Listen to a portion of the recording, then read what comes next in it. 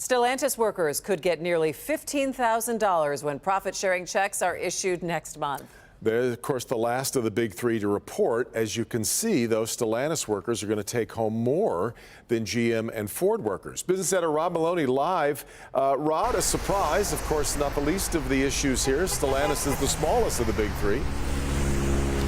Well, in terms of North American operations, but globally, in terms of employment, they're actually number 3 behind Toyota and Volkswagen. So it's actually a benefit for the workers to be part of the company that's actually larger than GM and Ford. And so these checks are the largest that Chrysler workers have seen, the former Chrysler workers have seen, in 35 years. $14,000 Stellantis bonus checks, along with GM's $12,000 and Ford's $9,000, will certainly ripple widely across the area's economy in the months ahead.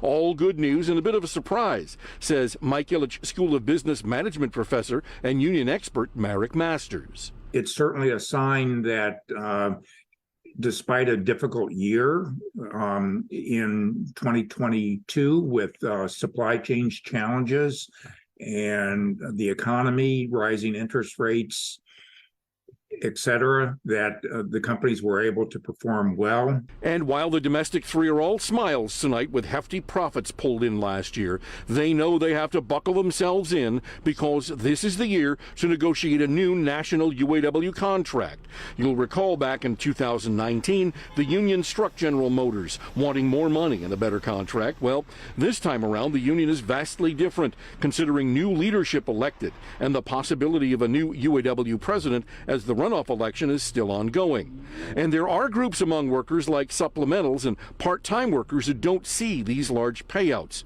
That, along with job security and better wages, will certainly come up at the bargaining table. It's going to put pressure on the UAW to bargain harder at the negotiating table in 2023.